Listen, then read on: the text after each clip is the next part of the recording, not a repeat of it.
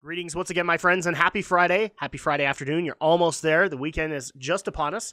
And I'm back with yet another Drak vlogs for Voltron Legendary Defender Season 2 with episodes 5 and 6. And I find it funny that the last two vlogs that I've done, like the two episodes are coupled together and they had a corresponding theme. And this one was no different. So we had two episodes that were basically trying to be like, or we had one episode trying to be like we were trying to free alien civilizations and trying to gain allies against the Galra, but the overall theme of the two episodes is the problem they're having, where Zarkon is tracking them down at every turn. So both episodes kind of deal with this plot, and the first one is dealing with them constantly trying to run. I'm actually kind of reminded of aside from the silliness here and there, it kind of reminds me of like the first season episode of the new Battlestar Galactica, where every like 35 seconds or something like that, they had to jump because the Cylons would be on them pretty quickly after that point. And this is kind of the same thing. Every time they jump into a wormhole, I'm saying like maybe minutes to hours, then the Galra are back on them. And we already know that, like as a viewer, that Zarkon is using a ritual. We're guessing through either Shiro or his connection with the Black Lion to track them down. But at that point, we have the cast trying to figure out how on earth is he tracking us, and we have a couple of theories. Allura thinks it's her because of the fact that she has to, I guess, telepathically communicate with the castle to do the wormholes. Keith thinks it's him, either because Zarkon has imprinted on him and therefore can track him, or maybe because of the little Blade of Balmora dagger that he has. And then, obviously, the viewer is going more towards Shiro because of his Galra-esque power in his hand, or also the fact that Zarkon was the former Black Paladin, so he would have a connection to the Black Lion. And so at that point, we have this kind of going on while we're dealing with a subplot where Karan is dealing with I'm just going to say it, old person's disease? I don't know what they actually called it. It was like people of their race would start to sweat massively, and it's like mucus that they're sweating. So I don't know the actual term they use, but he's dealing with this, and it's kind of like a midlife crisis for him because he doesn't want to admit that he has this illness. But at the same time, like, the Galra are attacking them constantly, so he's having to adapt to this and trying to get the wormhole generator continuously jumping them. And that's the other problem, is that the wormhole generator is breaking up. Every time they wormhole, some of the refractory lenses within it are breaking and cracking and making it so that they eventually won't be able to make the next jump. Also, the fact that all of the paladins are tired, including Allura. Everybody's exhausted. And so at that point, they all kind of go off to do their own things. In the meantime, getting attacked, maybe like an hour later. So, like, for example, Keith and Lance both go try and find the pool in the castle. And eventually, as soon as they find the pool, it's got some problems, and then the Galra attack. Or Hunk, I guess, has to cook before he can go to sleep. And he actually is he doesn't even realize this yet, but he is making rudimentary versions of the refractory lenses that they need for the for the wormhole generator, and because he's tired, he doesn't really get that. And then as soon as he bakes up a batch of these, I'm going to call them Skulltrike cookies because that's what they're called, but they're made of the ore that you need. He makes these, and then he tries to go to bed. Oh yeah, the Galra attack. And this is an ongoing process, but nobody can really turn off to be able to go and get that rest. And eventually they figure out how to be able to handle this all. They put in the new Skulltrite mirrors to be able to get things going, and they're able to make a full-on jump away from Zarkon.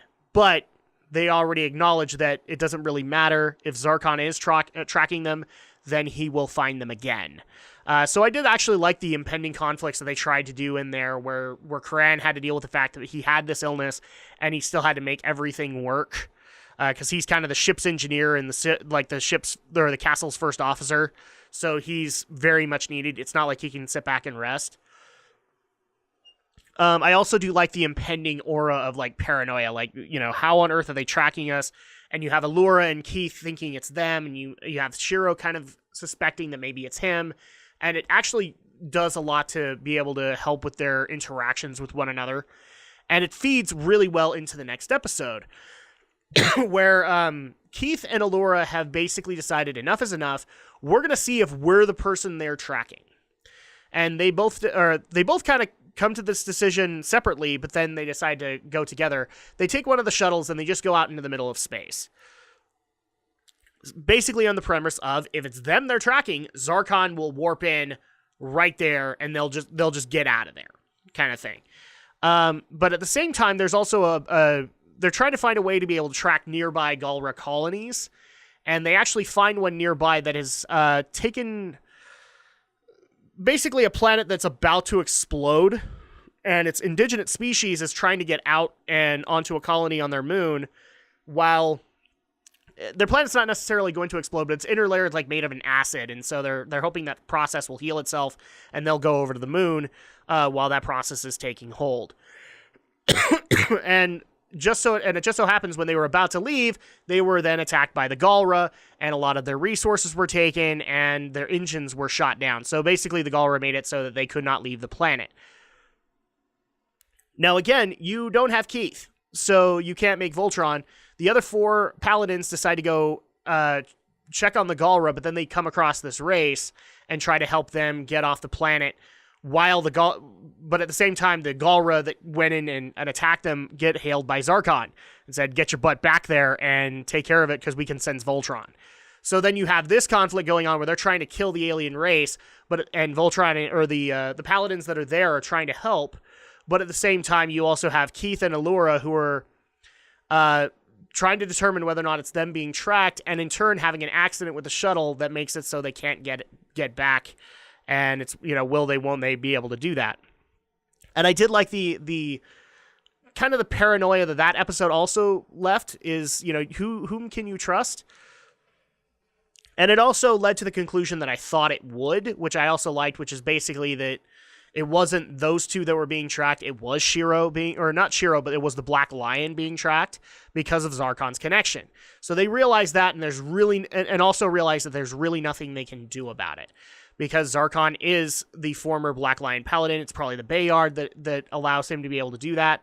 So maybe the point of conflict here is for Shiro to truly earn his place with the Black Lion and therefore be able to sever Zarkon's connection. But that leaves the big question of how on earth do you do that?